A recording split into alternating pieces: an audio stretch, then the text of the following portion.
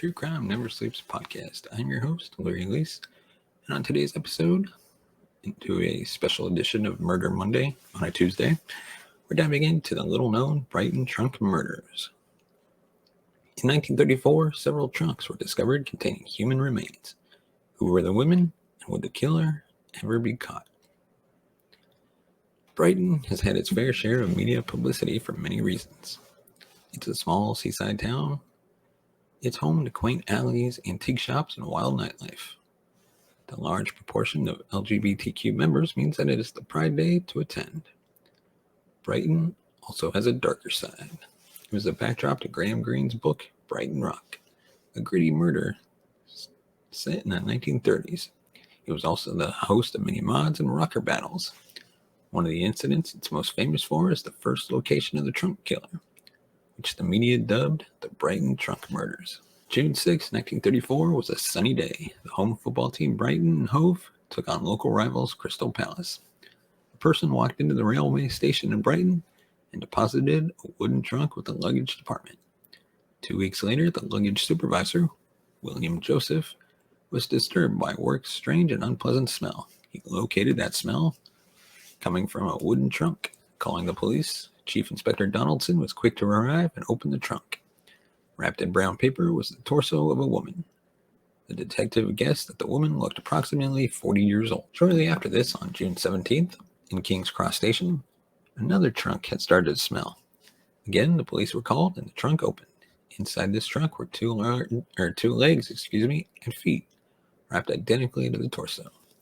It did not take long for authorities to identify that the feet and legs belonged to the same body. However, it was impossible to identify the woman without the hands and head. Sir Bernard Spilsbury carried out the postmortem and concluded that the person who had dismembered the body had some experience in anatomy, but was not an expert. He also concluded that the woman was in her late 20s, not 40.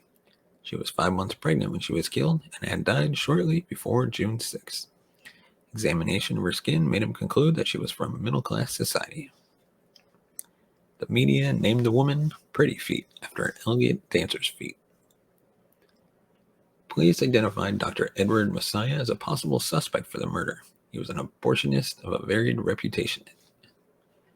The police decided to put him under observation, but instead, a local policeman decided to tell him. As a result, Messiah moved from Brighton to London, where he killed a woman performing an abortion but was never prosecuted.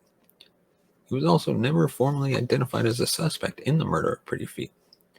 Apart from this one suspect, the police had nothing further.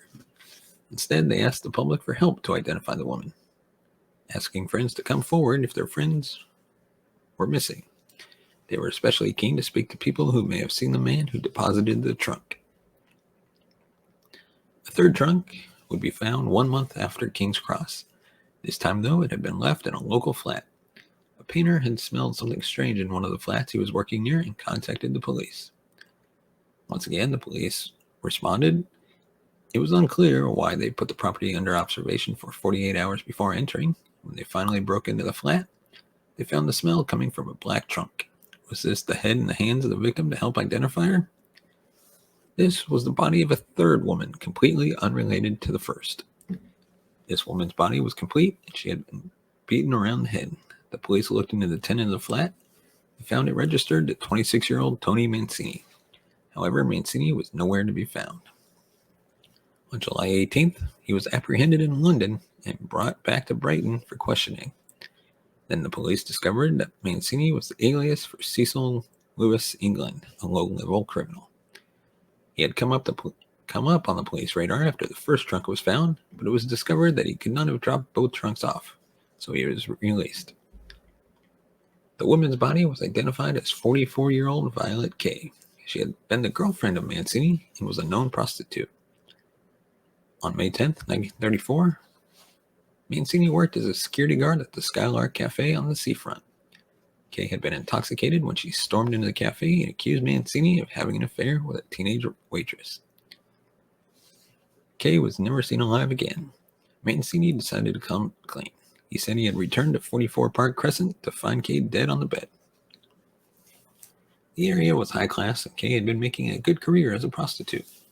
Mancini, fearing that the police would think he had done the murder, brought a trunk to store her body in, then moved it to Kemp Street, where he used to live.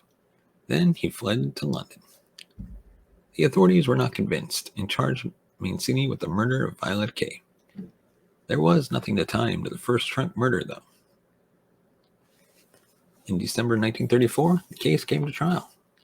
Mancini's lawyers built their defense on the fact that Kay had been found with a large quantity of morphine in her system and was a regular user. The trial lasted 5 days, and the jury took over 2 hours to conclude that Mancini was not guilty of the murder of Kay. There were no other suspects for the murder. In a shocking twist to this story, on November 29th, 1976, Mancini admitted to a reporter for the News of the World that he had killed Kay. He could now no longer be tried for the case. He explained that the couple had argued and that Kay had attacked him with a hammer, which he kept by the fireplace to break cold. Mancini said he had wrestled the hammer from her, but she had demanded it back, so he hit her on the left temple when he threw it, killing her. The murder of the woman in the first trunks has never been solved, and her identity is still a mystery. Let us know your thoughts on this case in the comments section below.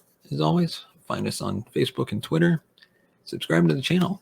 Give us a thumbs up if you like our video. And if you want to support the channel, you can buy us a coffee at buymeacoffee.com/TCNS. Your support helps the channel grow, upgrade our equipment, bring in new hosts, be able to pay them. And as always, thank you so much for watching and listening. We will see you next time.